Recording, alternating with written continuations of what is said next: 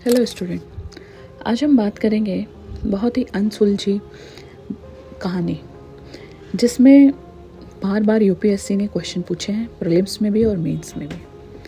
आज मैं बात कर रही हूँ Israel, Palestine, Gaza straight, waste Bank और यूएस की अनसुलझे रिलेशन के बारे में। इसके साथ ही हम लोग डिस्कस ये भी करेंगे कि कितने पीस प्लान हुए हैं जो फेल हो गए हैं। साथ में हम यूपीएससी के वो सारे क्वेश्चन आंसर डिस्कस करेंगे जो यूपीएससी ने इस पर्टिकुलर टॉपिक पे हर साल पूछे हैं। तो चलिए जानते हैं कि कैसे ये सब शुरू हुआ।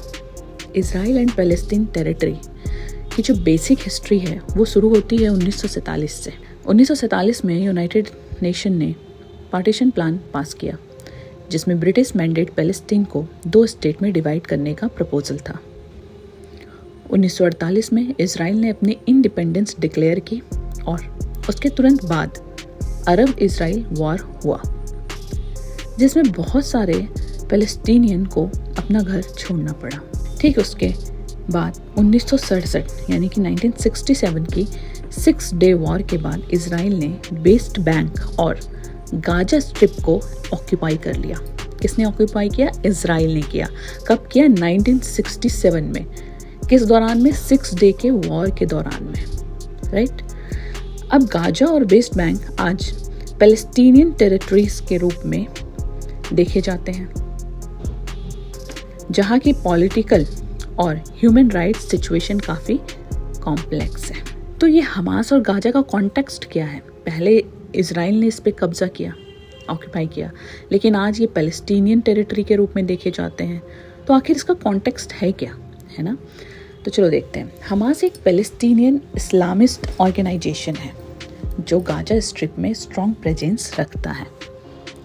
2007 में गाजा पर हमास का कंट्रोल एस्टैब्लिश हुआ और उसके बाद इजराइल ने गाजा पर ब्लॉकेड इम्पोज किया, ट्रैवल और ट्रेड का बहुत रेस्ट्रिक्ट किया।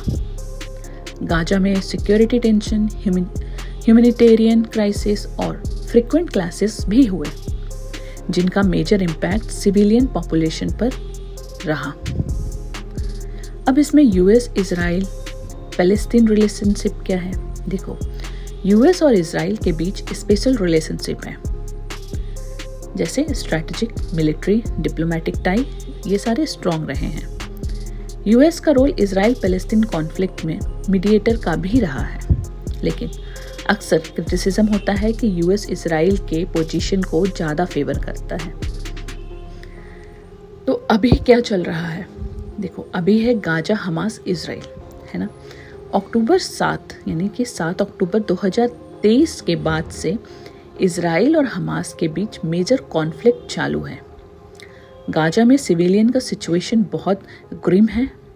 Displacement, lack of basic services, humanitarian aid challenges, ये सब प्रेजेंट रियलिटी है। वेस्ट बैंक और गाजा के बीच भी पॉलिटिकल सेपरेशन है। इजराइल ने गाजा और वेस्ट बैंक को अलग अप्रोच से ट्रीट किया है। ये सब तो ठीक है, बट यूएस का करंट रोल और पीस एफर्ट क्या है? तो इसको समझो। यूएस ने मल्टीपल टाइम्स पीस प्लान और फ्रेमवर्क्स प्रपोज किए हैं और आज भी यूएस रीजन में एक्टिव मीडिएटर होने का क्लेम करता है। ठीक है, यूएस आज भी एक एक्टिव मीडिएटर होने का क्लेम करता है। एक रिसेंट प्लान 2025 का के हिसाब से यूएस, इजराइल और रीजनल पार्टनर्स गाजा के कॉन्फ्लिक्ट को रिजॉल्व करने की कोशिश कर रहे हैं। अगर हम और पीस प्लान की बात करें तो 2020 में Israel Palestine peace plan by Trump, जिसको कहा गया डील ऑफ द सेंचुरी, भी डिक्लेयर किया गया था 2020 में। डील ऑफ द सेंचुरी में क्या हुआ था? इसमें कहा गया था, ये जनवरी 2020 में US under the presidency of Trump ने एक vision of peace prosperity document publish किया जिसमें इजरायली और पैलेस्टीनियन कॉन्फ्लिक्ट का फ्रेमवर्क था। प्लान्स के कुछ मेजर पॉइंट्स थे जिसमें जेरूसलम को इजराइल का कैपिटल एक्सेप्ट करना था, वेस्ट बैंक के इजरायली सेटलमेंट्स की लीगलिटी को यूएस ने अफर्म किया, पैलेस्टीनियंस को एक कंडीशनल स्टेट देने का प्रपोजल था जिसमें उनकी सोवरेनिटी लिमिटेड थी, सिक्योरिटी कंट्रोल इजराइल के पास था, सिग्निफिकेंट इकोनॉमिक पैकेज भी प्रपोज किया गया, billions of dollar investment in Palestinian territories. तो ये इसके पॉइंट्स थे। चूँकि ये पीस प्लान भी सक्सेसफुल नहीं हुआ क्योंकि इसके ऊपर भी काफ़ी क्रिटिसिज्म और लिमिटेशन थे। क्रिटिसिज्म और लिमिटेशन क्या थे? पैलेस्टीनियंस ने इस प्लान को बोल्डली रिजेक्ट किया क्योंकि उनकी demands full sovereignty, refugee rights of return, settlement removal basically address नहीं हुई थी। बहुत लोगों ने ऑब्जर्व भी किया और कहा कि प्लान में इजराइल के लिए फेवरेबल कंडीशन ज़्यादा नहीं है, इजराइल के लिए फेवरेबल कंडीशन ज़्यादा है और पैलेस्टीनियन के लिए स्टेट नाम का हो सकता है लेकिन रियल पावर उनके लिए बहुत लिमिटेड है। तो ये इसके इस फ्रेमवर्क के क्रिटिसिज्म थे। इसके बाद अभी 2025 में गाजा पीस प्लान या सीज फायर फ्रेमवर्क इसे कहा जा रहा है, ये इंट्रोड्यूस किया गया जो सितंबर 2025 में यूएस ने एक नए 20 और 21 पॉइंट्स प्लान अनाउंस किया जो गाजा कॉन्फ्लिक्ट को एंड करने का रोड मैप था। इसे सीज फायर फ्रेमवर्क भी कहा गया। इस प्लान के कुछ की फीचर्स थे जैसे immediate ceasefires, hostage release, Israeli forces को विड्रॉवल एक एग्रीड लाइन तक। इसके साथ ही गाजा को डी रेडिकलाइज्ड फ्यूचर गवर्नेंस का न्यू मॉडल जिसमें हमास का डायरेक्ट फ्यूचर गवर्निंग रोल ना हो, बट इसमें वेस्ट बैंक का डिटेल पॉलिटिकल रेजोल्यूशन या full Palestinian statehood issue adequately address नहीं हुआ था। इसलिए अब ये भी प्लान फेल हो गया है। तो अब क्या हो सकता है? What is the future aspect? अगर हमसे इंटरव्यू में इससे रिलेटेड क्वेश्चन पूछे जाए या फिर अपने हमें मेंस में आंसर लिखना हो कि इसका फ्यूचर प्रोस्पेक्ट्स क्या होगा या क्या हो सकता है आगे, तो देखो कुछ पॉजिटिव पॉसिबिलिटी ये हो सकती है कि अगर सीज फायर सक्सेसफुली इम्प्लीमेंट होता और गाजा वेस्ट बैंक में रिकंस्ट्रक्शन और ह्यूमैनिटेरियन रिलीफ होता तो रीजन में स्टेबिलिटी का चांस हो सकता था। इसके साथ ही यूएस का कंटिन्यूइंग मीडिएशन का जो रोल है वो रीजनल अरब स्टेट का इन्वॉल्वमेंट जैसे इजिप्ट, कतार, इन सब का पीस प्रोसेस में हेल्पफुल हो सकता था। ठीक है, इसके साथ ही लॉन्ग टर्म में 2 स्टेट सॉल्यूशन का पॉसिबिलिटी अगर पॉलिटिकल भी ये बना रहे तो ये भी चीज़ें हो सकती थी। So these are the positive measures, right. But कुछ मेजर ऑब्स्टिकल्स भी थे, मतलब क्रिएट होते और है भी। तो वो मेजर ऑब्स्टिकल्स क्या हैं? देखो, डीप मिसट्रस्ट है यहाँ, पैलेस्टीनियंस और इजराइल्स दोनों साइड पे हैं। हमास का रोल, इजराइल सेटलमेंट का इशू, रिफ्यूजी राइट्स, ये सब मेजर हर्डल्स हैं यहाँ पे। और मिसट्रस्ट हो चुका है तो इन सभी चीज़ों पर ट्रस्ट फिर से डेवलप करना it's a quite difficult task. दूसरा है सोवर्निटी और सिक्योरिटी का classes, means Israel security concern के ग्राउंड पर कंट्रोल रिफ्यूज़ नहीं करेगा। इजराइल सिक्योरिटी कंसर्न के ग्राउंड पर कंट्रोल रिफ्यूज़ नहीं करेगा और पैलेस्टीनियंस को रियल सेल्फ रूल नहीं मिल सकती है। तो ये एक सोवर्निटी और सिक्योरिटी का क्लास है।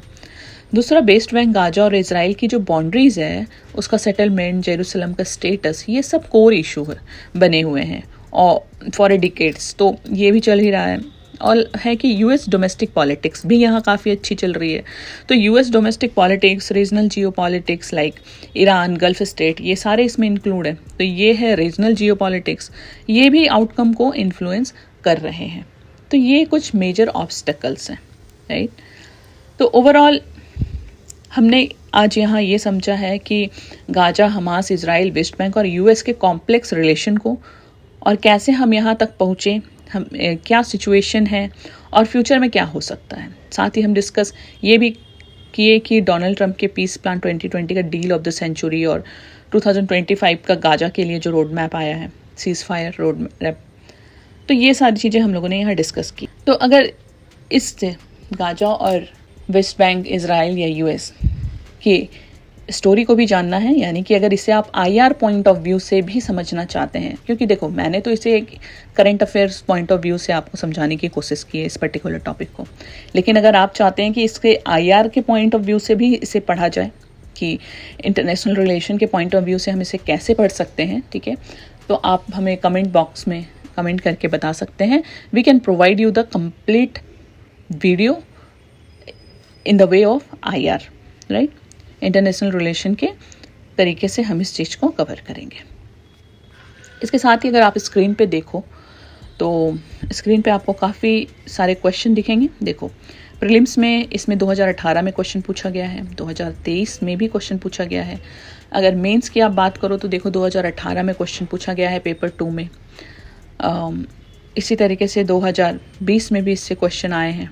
ठीक है, 2018 में प्रीलिम्स के तो हैं ही, प्रीलिम्स में 2023, मेंस में भी 2018 2023 में क्वेश्चन है. अभी रिसेंटली मेंस का जो पेपर पार हुआ है उसमें भी क्वेश्चन पूछा गया था मेंस में कि how does the expansion of the West Asian crisis affect India's connectivity projects and bilateral relations in the region, suggest measures India can take to mitigate this impact, है ना. तो एक क्वेश्चन ये पूछे गए थे और रिसेंटली एक क्वेश्चन और पूछा गया था सेम इसी टॉपिक पे कि discuss the India's current stands on the Israel Palestine conflict